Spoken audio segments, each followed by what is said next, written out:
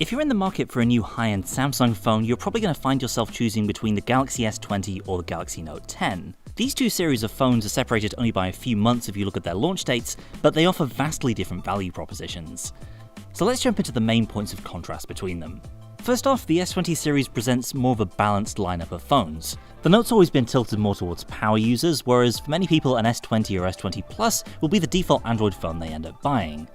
That's reflected in their physical size. The regular Note 10 is a bit wider than the S20, and the same goes for the Note 10 Plus and S20 Plus respectively. And then you've got the S20 Ultra, which at the top end just dwarfs everything else in terms of its physical size. As is typical when comparing a Galaxy S to a Galaxy Note, the S20 is more rounded, whereas the Note sports a boxier, more business-like aesthetic. Because the Note 10 and S20 series belong to a different generation of phone, you're looking at a distinct spec gap here. The Note 10 series runs last year's Snapdragon 855 processor versus this year's 865 in the S20. 5G is obviously included as standard now, at least in the US, as is 12 gigs of RAM. And that means whichever flavour of S20 you choose, it's going to be that bit more future-proof than the Note 10. For some people, there's just no substitute for the various drawing, pointing, and gesture features that Samsung's stylus-toting phones can offer. But the S20 series has some tricks up its sleeve too. It's the first Samsung phone to feature a 120Hz display, something you'll miss out on the Note. And in order to power that faster screen, you get fairly large-sized batteries for the form factor. Because of the extra space needed to hold the S Pen internally, the batteries of the Note series don't line up quite as favourably on paper. The S20s also boast a much improved camera setup compared to the Note 10s, which borrows heavily from Samsung's earlier 2019 flagship. It's a Galaxy S10 camera with a bit of spit polish, basically. That's not at all bad, but the all-new sensors across the range in the S20 devices really are a generational leap forward in the areas of phone photography that matter the most.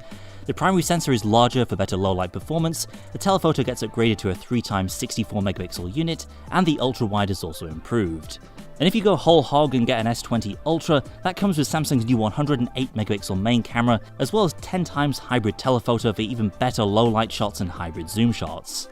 This is Samsung's best camera yet, and it could turn out to be the best shooter in any phone of this generation. We'll just have to wait and see. In any case, it's a clear win for the S20 in terms of photography.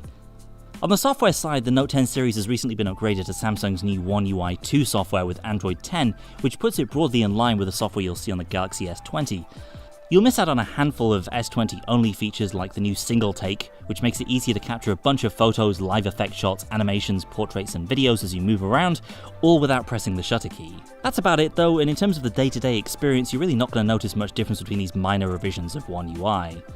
So on the one side, you've got Samsung's mainstream device, the Galaxy S line. It's pricier than the Note 10, especially if you want to save some cash and opt for the 4G only version of the Note.